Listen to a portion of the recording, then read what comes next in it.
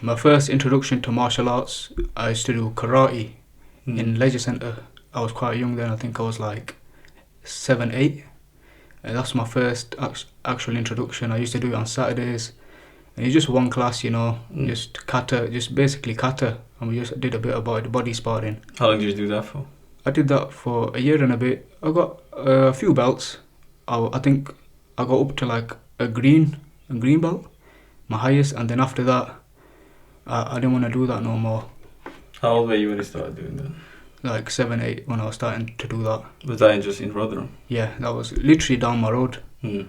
And then after that, I think in year 10 or year 9, I started boxing in Brendan Ingalls. That was also Saturday. I didn't know you went to Ingalls. Serious? Yeah. How long did you do that for? I did that for quite a bit, to be honest. I did it for like a year before I went, before I started kickboxing. And even that, I was trying to get into like the other classes, and they were just telling me stick to this Saturday, Sunday one. Was that the junior classes you were going to? Yeah, just the junior class. It was mainly fitness, really. It was good fitness, to be honest. Yeah. They have that massive hill. Did you make sure you used to run that? Yeah, they used to run around that all the time. Because there's lots of footwork. Because when I spoke to Muhib, he said that the first 6 months he just made him do footwork. He didn't put on any boxing gloves. Yeah, there's a lot of footwork for us because it was fitness as well. We did get to put on gloves and just hit the bags. Yeah. But sparring was all body sparring, to be honest.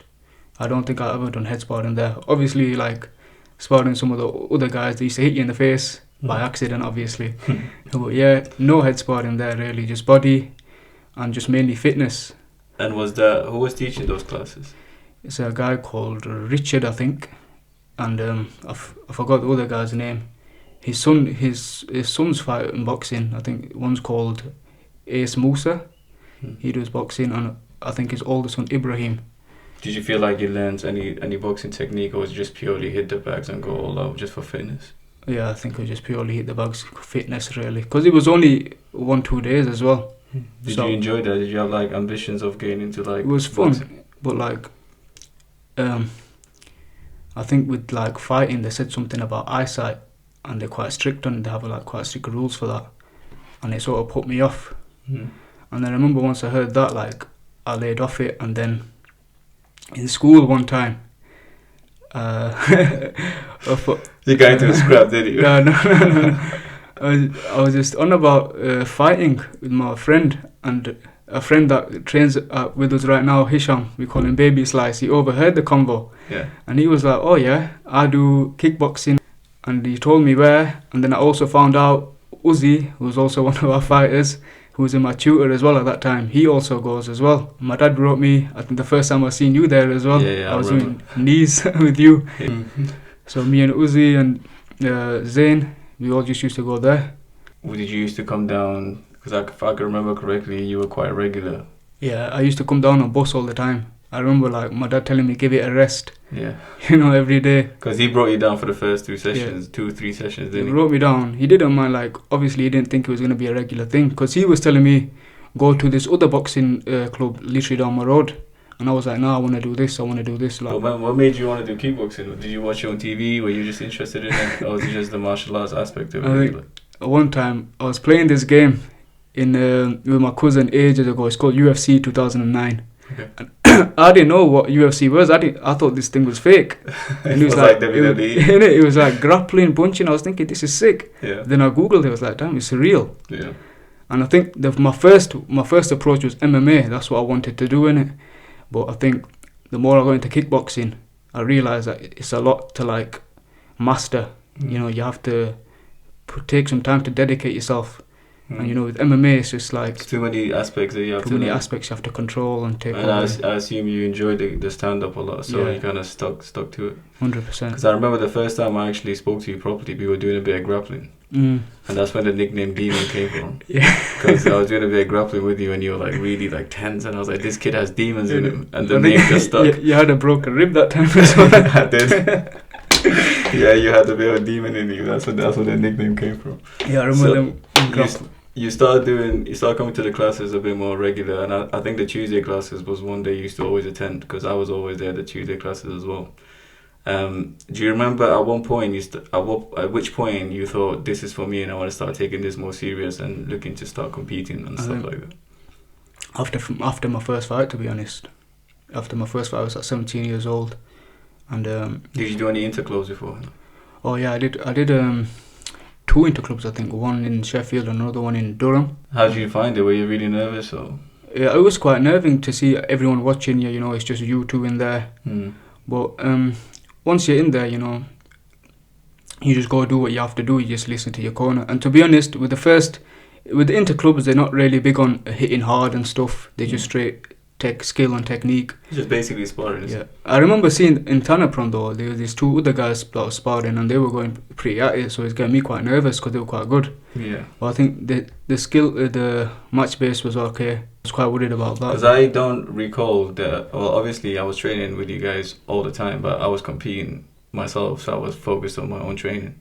So I wasn't really too involved with matchmaking or whatnot. But I do remember like not being nervous whatsoever for your fight, because I just knew that you had something in you. You know, it's like some people, you see them when they get into the gym, you know that they're just made for it. Like, you don't worry too much about them. Some kids are just like that, but some kids, like, you could tell they get really nervous and they're not necessarily made for fighting, so they have to be very, very skilled.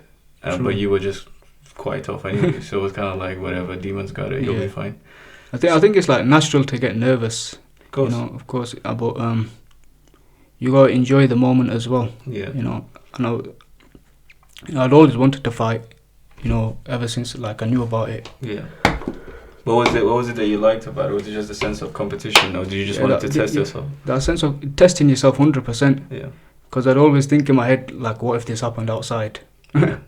How would I feel? And it's that nerves, conquering that nerves, that's what I really wanted. It's like a bit of a challenge for you. Even in my last few fights, you know, my nerves were just up there. Yeah. And, you know, but in my last fight, that's what I was very happy with, the fact that I could collect myself. And when it came to time to do so, and we performed. And that's purely because of your experience and the fact that you've been in different types of situations, and you've been forced to deal with those situations, and now you're able to calm yourself down and actually deal with it head on. So you had your first fight. How did you feel after your first fight? First fight was amazing. You know, we got the win. I think throughout the fight, it was. I remember being very tired. That's one thing. It was 3 2-minute rounds. You know, but I was very nervous on the way walking out. I actually walked to the wrong corner. That makes it worse. And then I got dragged back. You know, and I walked. But once we got going, touch gloves, it was just do what you're there to do. Did you win that by decision? Yeah, I think that went to decision. It's a good fight. That it was a good matchmaking fight as well. I think we both 0-0, both debuts, and just we got in there and got it cracking. So how long did it take for you to have your second fight? Did you want to just jump right back in there? I think my second fight, I had nearly a year after, I think. Was that because you just wanted to develop your skills? I think so. I think we made the transition to Axon. And you start to up your training because I think that's when you thought that I wanna like proper have a go at this and like start taking this serious. So you had one fight. The first fight you had when you were in Axon, you won by knockout. And if I remember correctly, it was a jab to the body and an overhand right, which beautiful knockout. Usually those shots, when you hit those shots, it feels like you're hitting air because you don't really feel it. Yeah. It's just one of those, you just like hit. This shot, I remember distinctly, it was like a big feeling around my thumb and like first index finger. It was like a big kabosh, just like a big explosion. Knew. Yeah, you just knew. Yeah. But that kid was quite technical as well. Yeah, he was. You know what? In the corner, I was just hoping he didn't get up, because I remember once I got to the corner and I just laid my hands on the ropes, my body was just feeling really tired. You know. But yeah, I think the ref just stopped it. Then once he seen his eyes, and he just thought, no. Yeah, don't want no more of this. So how many amateur fights have you had in total? I've had 9 amateur fights in total, and I've gone 5 2-1. 2-1, and then 5 3-1. Yeah, so it's difficult because obviously I'm your coach, so I know your whole career. So we're gonna do this in a way where people who are listening they need to know exactly about the details of your first professional fight, your first semi-professional fight, and how you felt and how you got on and who you fought and all that. Yeah. So talk to me about the first time you fought Sam Stout in Newcastle. Sam Stout, it was actually June time last year. I remember you telling me there's a semi-pro fight. Was it last year? Because you fought him twice, or was the year before that? Last year. We've had 3 fights in the space of a year. It's crazy. That's crazy. I didn't know that. I thought it's crazy, you know. 3 fights, you know, trilogy in a year. Yeah. And they've all been like high level, good fights, you know. 100%. I think they've all been very, very close fights. And I love seeing, like, with every fight, you can see the level just get up and up. You know, we've improved each other quite a lot. Yeah. It's very... You guys are very fortunate to have met, because it's really nice to have an opponent like that, similar height, same weight, similar level of experience, very technical, both on the come up, and they're trying to get 2 places in the sport, facing each other 3 times. You can only take good things from that. So the Newcastle fight was the first time you fought without shin pads. How did that feel? I loved it. Loved it. Walking out, everything. I think when walking out, one thing is, obviously, like you said, your senses are heightened. So I could feel the weight of the gloves. I could feel the weight of the shin pads, especially, you know, and all that plays a little... And if you got like head guards on as well. It just plays a little thing in your mind. Like, so you feel a lot more free without the shin pads? A lot more free. And I felt like I could bounce a bit better, you know, lighter. I was quite excited for it, to be honest. Like, that's one thing that helped, like, get over the nerves of that fight as well. I was just... Because it was a bit different from all the other fights you had, because we went there the night before. Yeah. Obviously, Zishan, Uzi, myself. Yeah. Who else was with us? Was it just us? Just us 4. Us 4, yeah. So we got to the Airbnb. We had a FIFA game there. We were just having a good time. Yeah, man. Next day we got up. You obviously made weight, and we were just ready to scrap. And I think the show was quite well run, and it was a nice little venue as well. There were some high level fights as well, because I remember watching from the balcony and just seeing some crazy knockouts and elbows and stuff. Did you feel nervous seeing that, because you're thinking, now I'm amongst these animals, I have to perform like our fight, I think, was the main event for that fight as well. It was the main event. I remember thinking, wow, that's a lot to catch up for. Yeah. So the first round, you went in there. How did you feel when you started, like, kicking without the pads? Did you feel the pain there and then? Because obviously when you have adrenaline, you don't feel much until you come out. I think it's not so much kicking, it's getting kicked without pads. It's a lot more, it sinks in a lot more to your leg, you know. But kicking without pads, it felt fast, felt strong, it felt sharp, and, you know, that little slap it gives after, that little sound, that... And you got, like, a beautiful... left high kick and your right high kick, to be fair, but especially left high kick. In the first fight I was throwing loads of left body kicks and leg kicks. I think he landed 2 high kicks on me on my neck. That was the weirdest pain I've ever felt in my life. The shin as well. It was just straight onto my neck, and I thought, damn. Was it the first round that he dropped you for the 8 count, or was it the second? Second round. I think I was throwing a bit too much body kicks, and he timed it, he gripped it and just whacked me straight on my chin. And I remember, like, he let go of my leg, and my legs just went jelly, and I sort of dropped. He caught me flush, to be honest. Yeah, was it a left hook? Yeah, it was a right hand, just straight down. Straight down. But I remember, like, being sort of embarrassed that I got dropped. That's the first time I got dropped. Yeah, you're like, damn, I need to get up and do something about it. As soon as I was on my back, I just got up straight away. Yeah. And it was just straight back at you again. So, in that fight, I think that was the first time that you were training like you're supposed to train for a fight, because obviously you were there every day. Yeah. You start incorporating runs in your training. I remember you being on my case even throughout Ramadan as well. You had to, because obviously, it's funny that you say that, because even with this fight that you had with Sam, the most recent one, we had to go through Ramadan, but because I've done it before, it's almost like we have a game plan in place anyways. We know what kind of training to focus on in Ramadan. We know when to train. We know when to slow down. Very structured. Yeah. So we did. So it was nothing to worry about in that sense. Yeah. So again, when you got dropped with that right hand, I didn't really feel nervous, because I know that you're tough, and I know that you're able to get up and keep going. So I wasn't really that bothered that happened. Without being biased, I do feel like that fight should have at least been a draw. but it was a close fight. All three very close. Very close, and this is no disrespect to their camp, obviously, because they're just been super nice and super respectful, and they're just nothing but stand up with us whenever they see us, the whole camp, especially like Marianne and Connor and Sam himself as well. He's a top lad. But I felt like that fight should have at least been a draw, but who cares? I mean, there's no loser. It's an experience. There's no loser in that, to be honest.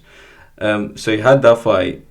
You came out, and I remember I spoke to you, and I said to you, that's when I realized that I always knew that you were a fighter and you could fight, but that's when it kind of hit me that you could get to places. Yeah. Because you just came in there without pads. You didn't make a big deal out of it, because you get a lot of people, even when they fight with pads on, it's like a massive chaos in their head. Everything is just bigger than it should be. Where with you it was kind of like casual. It felt a lot better than I'd rather fight without pads than with pads, to be honest.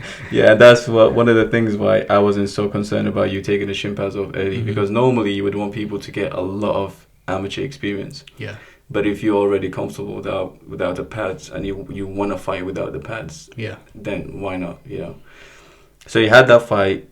I remember on the way back, just like every other fight, me and Zishan was just lecturing you. I mean, we were super proud because you went in there and you performed. I was heartbroken. I felt my first ever loss. Yeah, you would be, because it stings for like a week or two at least. But fast forward, you entered a tournament. Yeah. And that was obviously with Shimpas, because it was an amateur tournament, and it was a 4-man tournament, and was it at that 61 kilos? I think this one was 63.5 kilo. Yeah, which is not really what you normally fight at, because it's a bit heavy. I think especially nowadays with fighters weight cutting and everything. Yeah. It sort of like pushes the smaller guys back to other weights. Yeah. To the smaller weights. And the first fight you had, he fought a journeyman who was a very good journeyman. I think he was the only journeyman in the tournament. Yeah. And he might have been a replacement because someone pulled out last second. Yeah, I think that was the case. Yeah, and he's improved every time I've seen him. He fought the last Muay Thai Grand Prix, and he's actually got like a proper coach now when he's taking this serious. What was his name again? Kyle Parton, I think. Kyle, yes. So you fought Kyle for the first fight, and I wanted you to just get it over the done with, because I didn't want any damages, but he went the distance. Yeah, he took it to the distance. And he came out swinging. But you hurt him with leg kicks. And so how was the experience of doing a tournament, fighting twice in the same day? I think one thing that really helped me, to be honest, was the fact that Uzi was fighting on the same day as well. How so? And I think because like you don't feel alone in that sense, innit? You feel like your boy's going with you to fight, especially with the manner that he won in as well. Yeah, it gave you confidence. He gave me a lot of confidence. He won in a crazy style against a very good fighter. Exactly. And I think my fight was literally right after his. Yeah. So I was just buzzing. I was just like, yeah, let's get it over and done with. I remember being like, my leg was a bit bruised up. Not bruised up, say, just like a bit tensed because of the leg kicks. But like everything else went fine. Yeah. I'll be honest with you. The guy that I fought, the Scottish guy that I fought, he had a very hard first fight, to be honest. Yeah, he came out bruised up. He had a very hard first fight against a tough kid from Manchester. Yeah, too technical gym. They're a very good gym as well. Yeah, that was a very good scrap, that, and I think that kind of played a factor in it as well. You know, because what's funny is we were sharing the same changing room with the Scottish lot, and he came back in. That, actually. Yeah, he came back in, and he was tall. And this is what I'm gonna tell you, a confession, what I was feeling. I was like, this kid is way too big for Demon. He was quite tall. Yeah, he was kicking those pads and he was smashing those pads. And I was looking at you saying, oh, that's nothing. That doesn't mean nothing. The pads don't hit back. But inside, I was thinking, damn, those are some hard kicks. Yeah. And he came back after his first fight, and I could tell his legs were bruised up, and I could tell he was like, he's been in a fight. He had his legs in that little ice bath thing. Yeah. And he looked pretty mashed up, to be honest. Yeah. So you went into the second. You made it to the finals, and he made it to the finals. And did that go to the extra round? Yeah, he actually did. Yeah. Yeah, it did. It went, and I remember you dropped him twice. Yeah. In the final round. Was that a final round? I think the first knockdown was in the second round. Was that the pullback left high kick? Yeah, pullback left high kick. I actually didn't even expect that left high kick to land. I just threw it just for him to get away, and he landed, and I thought, damn. Yeah, it was nice, and I think that's what I mean about drilling. Yeah. When you're drilling, you don't think about it. It just kind of happens. It's just instinctive, isn't it? Exactly. So you dropped him with that left high kick, and then it went to the extra rounds. Yeah. And it was quite close because he was very good in the clinch, wasn't he? Yeah. But I think that first knockdown at the start of the 4th round is what like solidified it. You know, he just gave me that round. He was very strong in the clinch, to be honest, because he's tall as well. And I think on my part, I wasn't very active from the clinch, to be honest. I was throwing body shots where he was gripping me knees and all that. He was a lot stronger in the clinch than I was. Putting your head down and trying to just keep landing those knees. I mean, they let the clinch go on for a bit longer than they should have, in my opinion, because it was a K1 fight. Yeah. But you dropped him with, so you hit him with a couple of body shots and then a sweet overhand right, and he kind of walked back a little bit and dropped against the ropes, and basically that won you the fight. So that was your first ever title fight as well, because it was tournament. How did you feel after that fight? I was ecstatic. Me and Uzi we were both in the changing room, just 2 belts. It was a very good moment, to be honest. We come back to your flat and it was just, it's crazy seeing both belts there. Yeah. I mean, you still need to bring your belt to the gym. I know. You still haven't brought it to the gym. What are you playing? It's just in my mum's room right now. Okay, so that after that tournament, did you still have desire to fight with the shin pads on, or do you think I would only ever do it if it makes sense again, like if there's a title fight or something? Always off. Yeah. Ever since that first fight with Sam Starr, I just thought, no pads is the way. Yeah. So talk to me after that. What happened after that fight? After the tournament, it was... It was not a kid from Portugal, was it? I feel like you had another fight. I know, but I'm just trying to... 4, 5, 6... You fought Sam again? Oh, in Muay Thai Grand Prix. So, Muay Thai Grand Prix in Sheffield, it was a rematch against Sam. Yeah. I think he's had a couple of fights after yours as well, so he leveled up his experience, you leveled up your experience, and you met again, and this time it was another scrap. This was a very good scrap. I remember feeling very... That fight, it was pulled forward a little bit as well, so it happened a lot earlier than we thought. Did it? Yeah, I think it was on number 6, and they pulled it back a fight, I think. They pulled it up to number 5. That was like a semi-pro fight. It wasn't officially a professional fight. It wasn't a professional fight. It was no shin pads. Yeah. 2-minute rounds, 2-minute 3 rounds. Yeah. And there wasn't a winner in there because they couldn't separate you guys. It was a very close fight. So that went to a draw. Obviously, you've taken a lot of experience from that. And then you fought the kid from Portugal. Yeah. We spoke about your wins.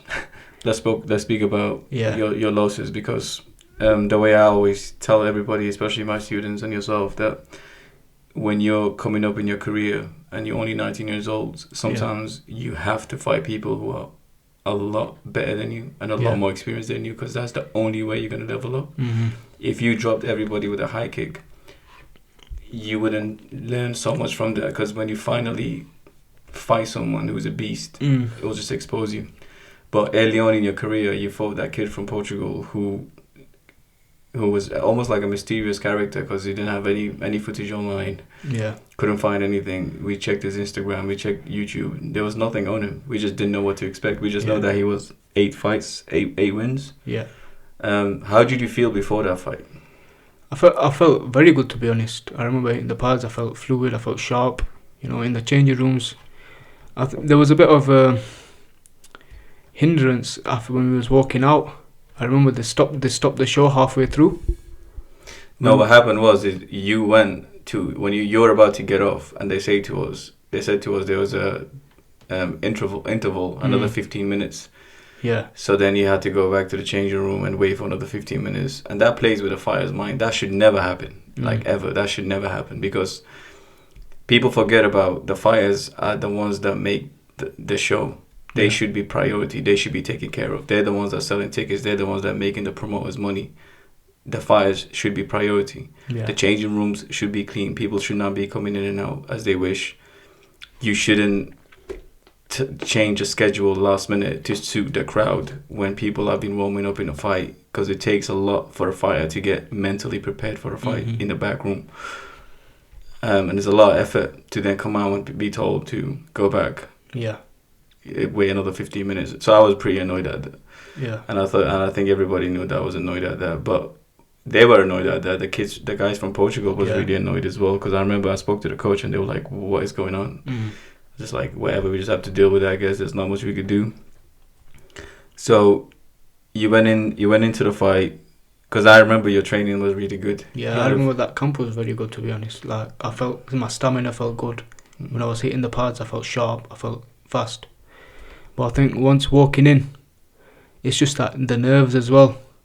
You know, when you let them take over a bit, it can just the outcome, you know. I think once I got into the ring and I seen it all come in, you know, because I was the first one there, I was just there waiting for him, just looking around. And I think I let everything get to me a little bit.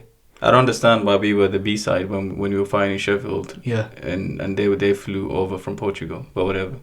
So you came in first, and you fought a kid who was very, very good, very experienced. How did you feel when you started like touching gloves and getting into the fight? I think he was only like slightly shorter than me, which kind of like boosted my confidence. He was very well built, Yeah, but we knew that from the get go anyway. Yeah. Well, he had a very like calm demeanor and that. I don't even think we made eye contact. Just touched each other's gloves and we just went at it. And it was a good fight up until like the overhand. Was it overhand? Yeah, it was. I remember like he's strong. Like he wasn't very technically quite good, but like he was just very strong. You're just pushing forward. Yeah, he was pushing forward, and he just whacked me with a wild overhand, and it hit my temple, and my body just shut off. I remember like he hit me with it, and I looked at his face, and my back is just dropping to the floor, and I couldn't stop it. You'll see that with the first knockdown. You see my legs just like shut off. I think I recovered quite good from it, to be honest, because I started off quite well, you know, throwing teeps.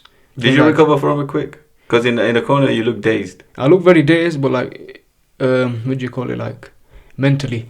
So you're prepared to go back? I was still prepared to go that other round. Yeah. And I went in just throwing teeps, trying to keep him away. I think my main problem was and this was for a lot of fights, you keep telling me, when I keep my back to the ropes and I don't move. And he clipped me again with the same shot, but this time, you know, the ref just stopped, called it off. I mean, it was a good call. It was a very good call. Yeah, because he said to me after Scott, he said, I could have stopped the fight a bit earlier, but I let him go on because I know he's tough. Yeah. But to be honest, it's unfortunate that you lost, and obviously we don't like you getting knocked out.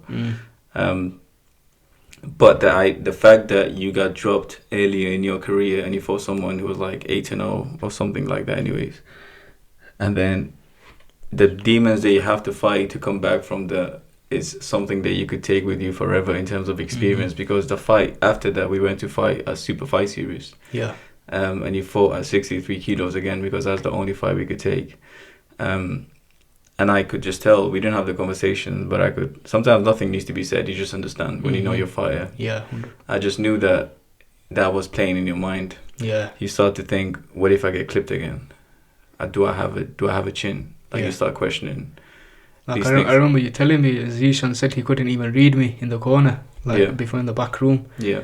It was playing. It was almost like you were just in your own head. You were not living. You were not. Like everyone was talking around me, and I was just replaying that in my head. Yeah. But you did perform really well. Again, I thought you won that fight. It went to extra rounds, so you took another 4 rounds of experience with you. They gave it to the other kid, but the other kid was tall and he was strong, and he was just kind of like, it was a bit sloppy, so it was messing with your style. You know, like just making a messy fight. I remember being very exhausted with that fight. I remember like that was the first time I've ever dreaded another round. If you feel what I mean. Like in that 3rd round, I was just hoping it was over. And then the ref just pushed us back in our corners extra round. But that's the thing that we've learned from that fight, because you never took your recovery serious. Yeah. Like I was on your case about, you need to recover, man. You need to start taking these ice baths. You need to start like going to physiotherapists. You need to start doing more stretching, sleep better. But you don't. Sometimes those are just words until you go through it. Until you actually experience it, then you're 100%. like, yeah, now I have to take it serious. So when you came out of that fight, I remember you telling me that your shoulder was so tense that you couldn't even throw the right hand properly. I remember like I had him in the corner and I was just trying to throw body shots and my arms were just so stiff. I couldn't move them as fast. It was just like, you was telling me like you looked very slow in that fight. Yeah. everything was a lot more effort. It feels Yeah. like you're putting so much more effort in your punches. It wasn't snappy. Yeah. And that's because you had back-to-back camps Yeah. without actually doing any sort of proper recovery. I think, did you even go to like a sports therapist before that? No. Like, as in, Never. you never had a sports massage? Most massage I used to do, I had a massage gun at home. Yeah. And from time to time, whenever my shoulder was hurting, my mum just used to take care of it for But me. it wasn't like a proper recovery? Nah, never. So that's one thing we took from that fight. Again, on the way back, me and Zishan and Uzi was on your case about organizing your time.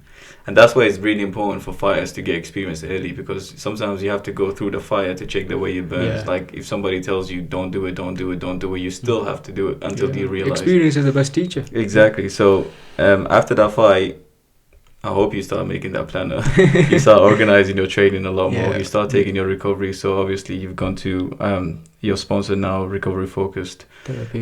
Muhammad Ali. He's really good at what he does. So he was basically taking care of you for your whole camp up to the fight for Sam's fight. So fast forward from Super Fight Series, we got a call from the Muay Thai Grand Prix, and they told us that they want to make the trilogy happen with Sam. And this time they wanted to do on the pro rules. So 3 rounds, 3 minutes. Obviously, no shin pads, knees to the head, spinning back fist, all the good stuff. And they wanted you to main event Road to Muay Thai Grand Prix, which is pretty crazy because you don't often see a guy headline a show on their pro debut. But because you and Sam put such a good performance on for the first 2 fights, it was just a no-brainer for that to happen. So how did you feel when you start getting the news about your pro contract? I remember when they said, obviously 3 threes, because of my last fight, the one that I had, the Super Fight Series, that went 8 minutes, 4 twos. Yeah. And I remember I was absolutely exhausted. So in my mind, I was like, this is going to be a minute extra. That's crazy, yeah. You know? But in the fight, it felt that's the fastest fight I've ever fought, I think, in my mind. I mean, the pace was crazy. Yeah, it was crazy, but my stamina, obviously with Emily, we started doing strength sessions as well. Yeah, and hit classes. We started taking that a lot more seriously, and it's combined with the recovery as well. Where from Ali, I think it all just worked together, played a good part, and then... Did you feel like the hit classes made a massive difference? 100%. Yeah. 100. There was no way without them. Three threes would have felt like an hour. I mean, Emily's a genius when it comes to that sort of training. It was crazy training. I don't miss the burpees or anything. Well, there's a lot more that she has in the pipeline for us. She's been telling me. So, this fight camp, the fight camp for Sam, obviously you start taking your recovery a lot more serious. You add in a bit more of muscle endurance type training, a lot more cardiovascular training, hit classes. Yeah. We had a proper game plan in place for this fight. Yeah. The way I like to do it is because I teach lots of the classes. I don't like to dwell on a game plan too much early on in your career right now, because you're still progressing, you're still learning techniques, you're still trying to become a whole fighter. You have your own style, but you're still trying to figure that out because it's still very early on in your career. Like I said, you're only 19, you have a whole lifetime to go still. So the game plan for this, the unofficial game plan for this was, we know Sam throws a lot of left body kicks, so we tried to take that away from him by trying to counter that. We knew he likes to be a bit flary with the shots when he comes in and always finish off with leg kicks, so we worked on blocking leg kicks a lot. With doing that, he still hit your leg in the first round because he was just chopping him. And did he hurt it? Did your leg start to feel pain when you were blocking, or was it the fact that you just took a nice leg kick and he hit me with a very good one, like literally right above my knee, so I like kicked my kneecap down type stuff. I remember my leg was just mashed from that point onwards. And what about that flying knee? The maddest thing was, I actually didn't even see that knee. I remember I threw a jab and I just felt a big bang on my chin. Yeah. And my back the technique was awesome. When I seen it back in the fight, he did a very good job setting it up. He threw a jab, threw a left high kick, and when he threw it, he stepped back into southpaw. Yes. And like sort of baited me into it, and then boom. And they obviously practiced that. That was part of the 100%. Game plan. And I remember he hit you right. Was it on your forehead or on your chin that you got hit? On your chin. Right on my chin. Right in the sweet I spot. could feel it for the full fight just on the chin. So I remember you got down, you dropped, and it took me about a couple of seconds to like Process, because I was just like, damn, like this cannot happen, because it's only like 15 seconds on, and I knew the hard work that you put in, and I knew like it was gonna be a scrap. It was a big knockdown. It was a big knockdown early on, and I was just like, that can't happen. This cannot happen this early on. I remember being on my back. For the first like 5 seconds I was on the floor. It was just more shock. Like I didn't know what he hit me with. Yeah. And once I heard the ref say 5, and I thought, I've been down here for too long, and he started getting up. And he started getting up. Because you got up, I think it was on the 8 count. You got up and you looked at me. Oh, you were getting up and you looked at me. I was like, get up. And then you woke up. You're like, all right, now it's time to fight. Yeah. And what really impressed me about that, and I mean, again, I know because I know you and I train with you day in and day out. But I think what was really impressive, especially for the audience or people that came to see you fight that never seen you fight, was the fact that you got up from there and you turned it into a fight. And in my opinion, that first round was very close. If it wasn't for that beautiful flying knee, you would have possibly just taken that round. But obviously he took that round with a 10-8, and he was landing some sweet shots anyway. It was not like... He's very persistent with that leg kick, just all over. He's just smashing it. But you did a really good job of blocking it. And I remember you came back in your first round, and I was trying to give you some technical advice, and you're like, my leg is hurting. Like, I don't want to hear that shit, because I already knew your leg was hurting. I could tell. You could just tell. That woke me straight back up. I'm telling you. You woke up and you got in there and you just turned it into an absolute war. And there's 3 rounds of... Sometimes you need someone to tell you that straight up how it is, innit? Yeah, because I know you. I know you, like, you got to know your fire. I know you as a fighter. Like, if you came in after that head kick, getting dropped, and your leg is hurting, if I'm there, oh, your leg is hurting, okay, let's try and switch. You don't need to hurt it. Like, you're in a fight and you got leg kicked. Yeah. Your leg is going to hurt. Yeah. So you have 2 options. Number 1 is focus on that leg.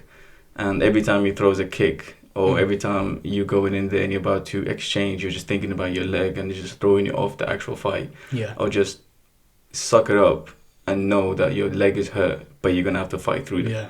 And that's the latter. You chose the latter. You chose 100%. That option. And it worked, because even in the final round, you were limping a lot. And he kept landing. He didn't actually land the leg kicks. He was throwing them, but you were blocking them. You did a very good job of blocking the leg kicks, but you probably landed 1 or 2. You were like limping a little bit. I was surprised he didn't take the inside leg, because my leg was up for a long time. I think because when you drill something so much, you just throw it anyway. Yeah. Because I remember I seen it in the video. I was holding my leg up for quite some time, and he threw a leg kick at my shin. Yeah. Yeah, I was surprised, but I mean, it was such a good fight. It was very fast paced. Yeah, very fast paced. And I spoke to, I saw Marianne and Connor put online after his coaches. They were like, if it was anybody else, we would have been super happy with them not getting up with that flying knee, because it was a beautiful knee. But the fact that it was Abu, we're kind of glad that he got up, because they knew the experience that they would take from that fight. They wanted Sam to go with you for 3 3s, because it's a really good amount of experience that he could take with him for his career, and same with you. And I'm just glad that we don't have to fight them anymore. 100%. Yeah. One thing as well, I remember after thinking of like the stamina stuff, he put up a post on his story on Strava. He ran about, I think it was 35k, and the pace was quite fast as well. And I thought, damn. This guy, he's ready. I knew we were training hard 100%, but like 35k is crazy. How was that close to the fight? Yeah, that was I think just a few weeks before. Yeah. And I was thinking, damn, these guys are training proper. Yeah, he was prepared, man. I mean, he's an animal. Yeah, 100. And you gotta remember the fight before that. He fought Ben Longstaff, and Longstaff is probably the best fighter at that weight. He's been fighting for a long time, and he was doing really well with him, but Ben is just experienced, and he hit him with that sweet body shot, and he dropped him. But he came to bang, he came to pray, and you could tell he was oozing with confidence. But how did you feel in the back room with that? Because one thing I think with this one, especially with the Muay Thai Grand Prix, there was a lot of, I think there were 28 fights in total. It was a very, very long way, and even though we came quite late, to say the least, but it was still ages till the fight, really. So many fights, wasn't it? Literally, I remember just being in and out of that back room. But I think once it hit like just 7 fights before and stuff, I remember you telling me, just go in the back room and just relax, just chill. Just try and take a nap or something. Yeah, I went in the back room. Yeah, I shut my eyes for a bit and just like took it all in. Just thought, just visualize the fight. And I remember like with this fight. To be honest, I didn't feel much. When you see the person that tells you when you're gonna come out. I was seeing him, and before when I used to see him, my heart just used to drop because it's go time, innit? Yeah. But I think because we've been there for so long, I was like, yeah, let's get it over and done with. I just want to fight now. Yeah. And I think the thing with you as well in the back, I was very conscious of as a coach was you got dropped against the Portuguese guy. You went 4 rounds with that dude in Super Fight Series, and you were slowly getting over the fact that you got dropped. The mental barrier of thinking the same thing could happen again. Yeah. And in the back room, I could tell that you had moments where you feel like you were thinking about it. Yeah. But then, as a whole, your mentality was spot on. Like you were ready. You were ready to fight. You were just not ready to fight. You were ready to win. You were there to win. And I think that was the same case with Sam, obviously, because you don't put on a performance like that on both ends if you don't truly believe that you're gonna win. So you fought your last fight against Sam Stout. It was a very, very close fight. You obviously lost because of that sweet flying knee. You came back. You turned into a wall. What's your mentality? Where are you at right now in terms of just your mental state of mind, and where do you want to go next? What do you want to do next? We just carry on, keep moving forward like the same as we've been doing so far. To be honest. And how's your knee now? How's your leg? My knee is a lot better now, to be honest. As the first week, that's the worst I've ever injured my leg, to be honest. Yeah, it's horrid, isn't it? When you wake up the next day, especially. I was walking around. I remember we went out straight after that fight as well, and I was just like hopping on one leg from place to place. Yeah, you should have gone home and had a bath 100%. Or something. You crazy guy. Yeah. But obviously, the next fight that we have, I've got in contact. Muay Thai Grand Prix promoters contacted me. They said they want you for the October show because they're having one in Rotherham, I think, in the Magna. Serious? Oh yeah, Magna. What was the last one we did? That was when the last one was, isn't it? The second time we fought. Yeah, that was Magna. Yeah, I think it's the same event. It's quite a good venue, that as well. Yeah, so they want you back on for that, and obviously that's the goal, right? Yeah. And I think for me, just as a coach, I think it'll be a smart move for you to not take any fights until October, so we could recover, obviously. Yeah, take our time. There's no rush. There's no rush. You're still 19, but what we could do in this time is obviously up the skills. Now we're bringing in a different sort of element into training as well. I know Emily has like a crazy strength and conditioning. We're gonna find out very soon about that. We're gonna find out very soon about that, and obviously I'm gonna be joining your fight camp, doing it like as if I'm fine as well. So that's gonna be nice. So October is the aim, but what is? You might have not thought about this because again, it's very early on in your career. I remember when I was 13 and I first wanted to fight. I was young, but I was very conscious of the danger of the sport and how serious it was. And I told myself when I hit 29, I'm probably going to start fighting because I don't want to be like in my 30s and fight. I just didn't want to do that. Yeah. And I've stayed true to that promise so far. But we'll see what happens. We'll see in the future.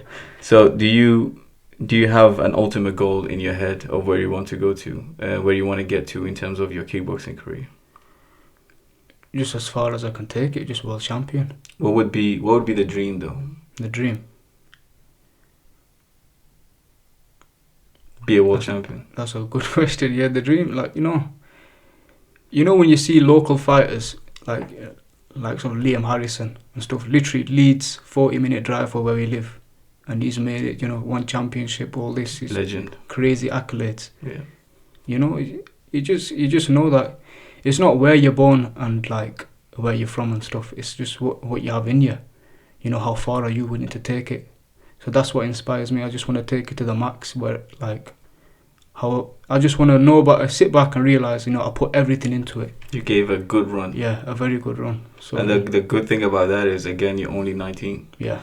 So you got at least 10 years, but more. Yeah. But more, like 10 years old. That's crazy to me. It's crazy that you're only 19. So, the sky's the limit. Yeah, 100%. And we're going to aim for it all. Yeah, man. European titles, Everything. world titles, one championship, all of that, all the good stuff. Yeah, man. But it has to be a step at a time. And I think, and what's really good for me to see is you've always been this really mysterious character. Like even when you were younger, like people know AbuBakr, they know like that demon, but they don't really know demon. Yeah. But of recent, you've been a lot more open, and I could tell that people really starting to understand your character, and they starting to understand like what you're about, your values and your principles and everything else like that. And the last fight, you had a whole army of people coming to watch you fight. I love it. Every fight, you know, they always come down to support. Yeah. And I appreciate it a lot, you know. It's always good, you know, even after the losses as well. They're always there. Yeah. You know, when I come back to the gym, it's always love. Yeah, you know? And that's what's important, because I always say, Zishan always says, we win as a team, but we also lose as a team. Literally, yeah. I remember like even before my fight with Sam, just this recent one, Zishan, he was in hospital, like under quite bad conditions, to be honest, and he still took out the time to ring me the day before, telling me, you know, good luck with this. Right before an operation? Literally, like right before his own operation. You know? I mean, we're super blessed. We're blessed to have the team and the people that we have around us, because there is nobody there with egos, nobody there with like wanting it to be just about them, and anybody that feels like that, they eventually get weeded out. I couldn't even believe it. Like he has his own operation. I remember I had an operation for appendix. Yeah. And I was losing my mind. I thought I was gonna die. Yeah, that was crazy, because he was calling me saying, yo, have you sorted out the hand wraps? I was like, Z, just relax, man. We've got this. Like, just one guy that's down for the team, bro. Hisham, man. Of course, man. And everybody's down for the everyone. team. Yeah, like Uzi, Hisham, like all these guys, Dog, like everyone that comes in and out of that gym, like even the regular members, Colin, legendary member, Emma. Like, she's been to all of the fights. Like, it's crazy. I mean, it's going to be loads of people that we're going to miss out if we say and name everyone. But everybody from Axon is like... That's one thing that, you know, that kept me stuck with it as well. Axon is just more solidified, and everyone's there for each other, you know. It's before fights, always on your case, you know. With Axon, like, I made it my job to make sure there is no clicks. Mm-hmm.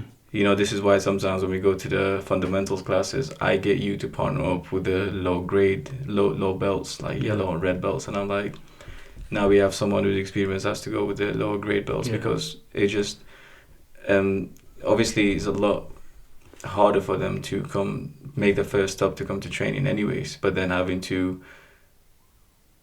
open up and talk to everybody in the gym is difficult to do that. Yeah. So I put people in positions where they're kind of forced to do that. Mm-hmm. And when that happens, you realize that it's not that scary. Yeah. Like, there might be a kid that's coming into the gym and he's training like three times a week or whatnot. Never had the opportunity to train with you or Uzi, or never had the opportunity for me to hold pass for him or whatnot. And to say to them, now you're having it around with Demon, is a scary thing for them to do that. But then when they start doing the pad work with you or the glove drills with you, they'll realize that you're not actually that scary. You're actually a nice guy.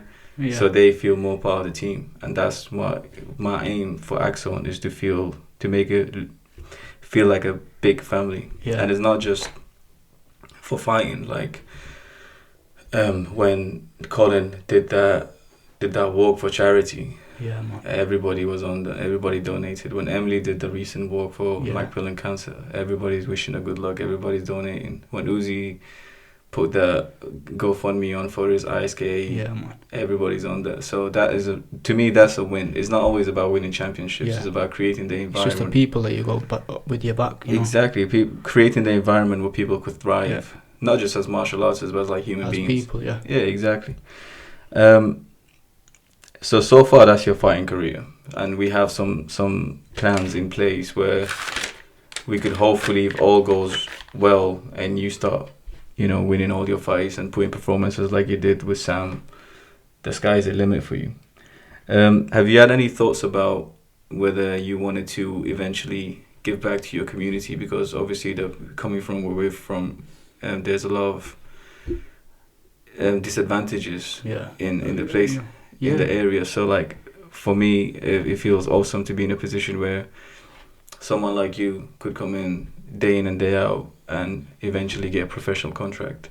Something that before coming to the gym, you probably didn't think was even possible or was it even on the cards for you. Literally. Do you eventually want to give back to your community in terms of like coaching maybe? Yeah, 100%, man. I remember, like, I'm very blessed to be in the position that I am. It's like, I just deep, you know. There's people out in the world that would kill to get a professional contract, you know, to fight and feed their families, of course, you know. And we're just here. Just like, I feel blessed that I can, you know, push to achieve my goals, and that I've got the people with me to help me do that as well. And it'll be nice for you to at some point give that back to someone. 100%. Yeah, and obviously you got awarded your brown belt on your fight. How did that feel? No, it felt good. Like, I remember, like, after the loss, I remember just seeing this thing. They walking up to me, he just wrapped it around my neck, said, "Here." Well, the plan was to only give you the brown belt if you won. Not because you would have only deserved it if you won, but because I wanted you to feel happy, but feel even happier. Yeah. You know, like, take that to the next level. But then the performance that you put on, I just looked at Ozzy, I was like, give me that brown belt, because you're going to give him. Like, yeah, man, like, that isn't... he should be happy with the performance like that. Yeah. And he came back to the corner and he was like, I think Sam is getting his contract. I was like, you are going to get your contract. And he was like, no, but I think it's only for the winner. I was like, no, you are. Like, how could you not? Yeah. How could you not want this guy to come back on the show after the performance that you just put on? Mm-hmm. So it was really nice for me to just do that for you as well, because you're fully deserved. And everybody that knows me knows that I'm a harsh marker when it comes to like grades, because I know people don't really care about grading anymore, like that bell system just like is bullshit in kickboxing in many like gyms. Yeah. But I still want to have that integrity and have the aspects of martial arts in it as well. So it took me by surprise, really. I didn't even expect it. I mean, it's fully well deserved. And I think the next step for you is to start like doing a bit of coaching as well. Because when you start coaching, you start breaking down techniques in ways that you haven't done before as a fighter. It forces you to think a bit differently. So it elevates your game. My game has elevated so much since I started coaching, because I was doing bits of coaching here and there, but I didn't coach like the way I'm coaching now. And I just understand the game way more than I did before. Like, I remember I did one coaching session with you, and you told me, break it down. Why do you do this? And when you start thinking about it yourself, you ask yourself why. And you kind of you taken aback by it. You're like, why am I doing this? Why am I moving the way I'm moving? And that's what's very important. You gotta like be self-critical and self-analyze, and that's the only way to improve. Really, is like keep checking on yourself. Keep checking your progress. Keep checking why you're doing certain things a certain way. Why is this technique working for you? And why is this other one not working for you? How can I change my style or change elements of my game where I could actually start bringing this technique in it as well, because this might save my ass in a fight. Yeah. And you don't really start truly realizing that until you start like analyzing your performances and start thinking like a coach. Because when you see these UFC fights, for example, at the top level of their game, like someone like Poirier, for example, or Chandler and whatnot, these guys are coaches. They're not just fighters. They're coaches, you know. They're top level coaches, some of them as well. So they're not. It's not just about being a fighter. It's about crazy. Like you see, like Daniel Cormier when he does like fighter breakdowns. These little things you don't even notice as when you're watching him. Henry Cejudo, for example. Yeah. Like these guys are like they mastered the game, and the only way to master the game is the only way that you know that you're very good at something is when you're able to teach it to someone else. Yeah. When you're able to break down something and make the other person get it. If I told you go do this, like 1, 2, 3, leg kick or whatever, you'll pull it off quick. But you really start mastering the game when you're able to teach that to someone to do it like how you do it. Yeah. Or make them do it at a high level. So I think for me, just a few words of encouragement will be really good for you to start like getting into a bit more coaching, even if it's a form of one-to-ones or just like assisting some classes. I think that's the next step for you, because it really elevates your game. What's your favorite technique? My favorite technique? And why? I'd say just a left switch kick. Just a simple left switch kick is the first, because it's with me, I'm sort of like built wired differently, I'd say, because I'm right-handed but I'm left-footed. Yeah, that's weird. It's a crazy combination, to be honest. Yeah. But the left switch, because I can generate a lot of power with it as well, and like with have you seen like Edson Barboza? His is absolutely mental. It's like a whip. Well, yeah, I'd say left switch kick. Anything to do with my left kick, to be honest, because it's my most dominant leg. Yeah, and you have really good hip flexibility, so it just comes out really, really quick. Yeah. Is there anything that you do in your own time to up your game and increase your knowledge in the sport? Yeah, I need to start doing it more often, to be honest, which is like analysing, just watching and just learning new techniques. And like even the little things as well, like these, you know, I don't know if you've seen like Trainer on these little Instagram reels, Muay Thai, and he breaks down his technique. Damien Trainer. Yeah. Oh yeah, he's amazing.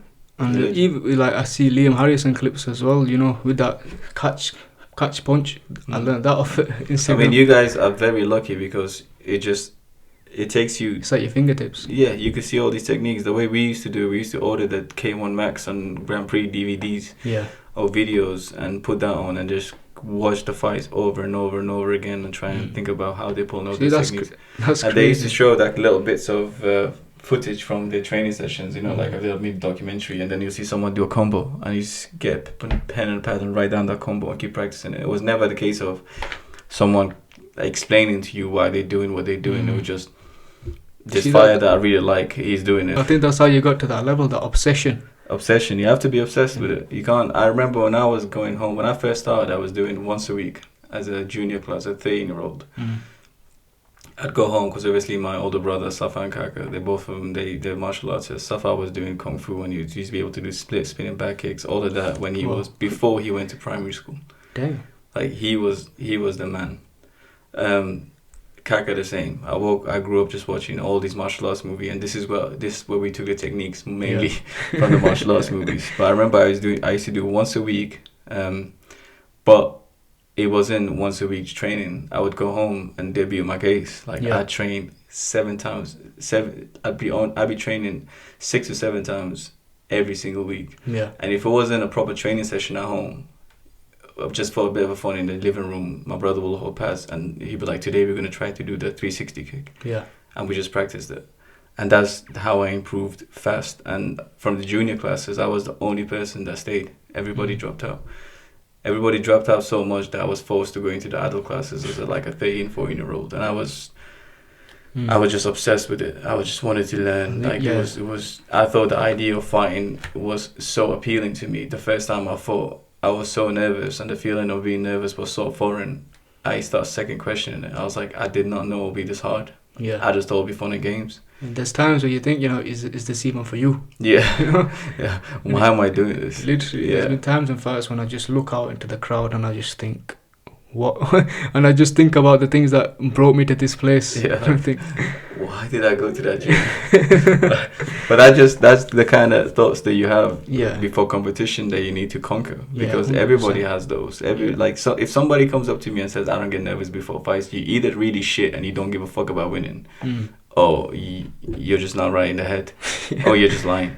Yeah. Because you cannot tell me that you're about to fight another man who's been training 8 weeks to take your head off, embarrass you in front of you, your family, possibly your kids if you have any, and send you to the hospital, and that's very possible, and you're telling me you're not nervous.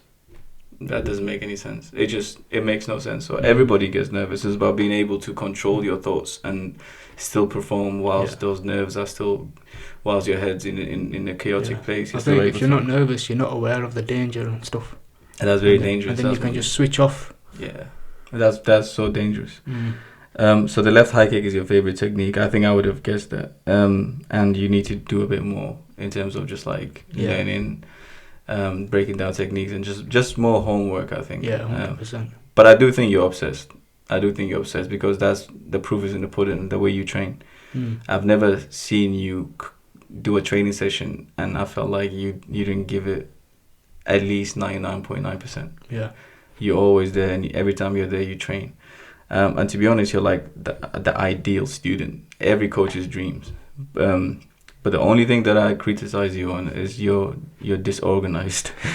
Like you're a bit too laid back at times. So I'd agree as well. Yeah, that's at least you're self-aware. Yeah, and that's one thing that you gotta work on. You gotta work on being a bit more organized. Not in terms of your training, because your training is always, you got that covered. But just your outside life, because I think for a young fighter it's very important to your discipline. That's not a question. You already got discipline. I think it's more so with organizing your time in a way where you're giving yourself the best chances of resting properly, the best chances of eating the right food, the best chances of giving your training sessions 110%, because the night before you had a good sleep. Because sometimes you send me memes like 2, 3. I remember Zisha telling me this guy's Instagram king. Like you're 2, 3 in the morning, you're sending me memes on Instagram, and I just think you should be asleep.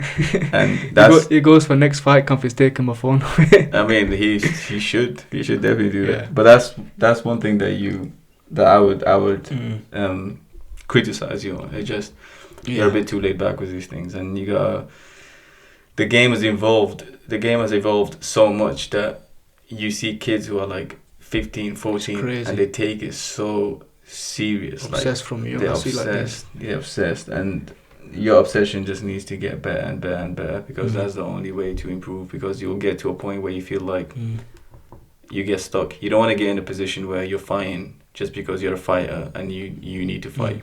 When you're obsessed, you're willing to do the things that take you further, you know. Yeah, but nobody else is willing to do. So, growing up, coming to the gym, and like when you first started like getting into the sport, was there anybody that you looked up to on the local scene, or even just as like a UFC fighter or a K1 Glory fighter? I think for the local scene, you already know Uzi. Uzi, of course. Absolute legend. You know, he used to show me his fights in tutor, and I just used to be gassed. Yeah. Was that before you came to the class? Yeah. He always used to lie to me. He goes, "Yeah, I fought in this underground scene for £500." For £500, bare knuckle, this, that. Used to make it sound like some on-back type stuff. Undisputed. And I used to get gassed. I used to believe this guy. How old were you, like 30? This guy was fighting in, what's it called, the ice skate arena? Yeah. Ice skate central. That's why in ice skate central, and he's there telling me he's fighting in his backyard. Yeah. But yeah, man, Uzi 100%, you know, because he's local as well, and you grow up in the same environment. It just shows that you can still do it when you take the time out, you know. He was telling me that there's times when his friends used to go, his dad used to force him to go to training, basically, even though he didn't want it. So Uzi was obviously, I mean, that doesn't surprise me, because I feel like you still look up to Uzi, which is great, because he's one of our coaches. Yeah, 100%. And he's super, super crazy talented. That kid is so skillful, it's unreal. Especially the way he moves for being a big dude. Like, for a big dude, he moves fast. Yeah, wow. I mean, the Taekwondo background definitely helps. Yeah. What about your favorite fighter of all time? My favorite fighter of all time? I'd say, I don't really have like a favorite fighter. I just have like favorite fighting styles. Like, I'd say one championship champion, Chinzig Alazov. His style is just crazy. He's just relentless. Pressure, and these combos. It's not like mine and his style are just completely different. I'm sort of like, I'm a bit slower. I'm more counter-strike type stuff. But I love watching fights like that. Because, you know, it's just like kill or be killed type stuff, you know. Yeah, put it all on the line. Literally. Who else? I'd say Liam Harrison, definitely one up there. His leg kicks are just crazy. Yeah, he's again another aggressive fighter. Very aggressive fighter. I like watching aggressive fighters, but I'm not much of an aggressive fighter myself. I think you're aggressive. I think you're aggressive. I think close in the pocket. There's obviously stuff to work on, anyway. I think you're aggressive, but because the style that we have in the gym, the system that we have in place involves quite a lot of footwork. Yeah. Which is great, because when you combine both of it together is great, because you're able to switch and you fight from southpaw. Yeah. So sometimes with the aggressive fighters, they just keep going forward. Where sometimes we like to create angles, so it doesn't seem as aggressive as it would with comparing to someone who just likes to just keep going forward in the line. But I think your style is still pretty aggressive. I mean, it was aggressive in your last one. That's for sure. What I'm going to do, and I think it'll be really fun, I do this with everybody, I think you already know the drill by now. I'm going to ask you a bunch of random questions.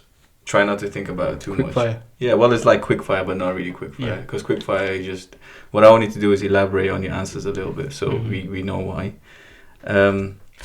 So, the first one that I always ask everyone is, if you had to punch a celebrity in the face, who would it be? And why? Oh, wow. That's a good question. I've never really thought about it. There has to be someone that you see like, I want to punch this guy in the face. Vin Diesel. No, man, Vin Diesel, but he's a lovely guy. He's a lovely guy. He's probably taken too many punches in. You don't I'd say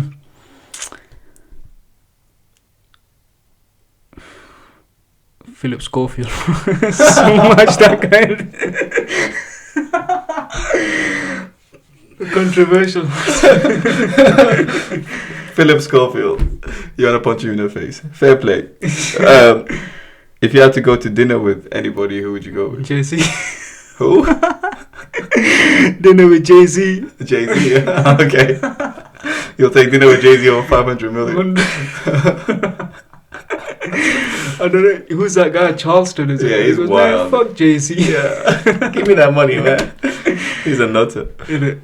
Alright. Favorite athletes of all time, apart from naming a fighter? Favorite athlete? Oh,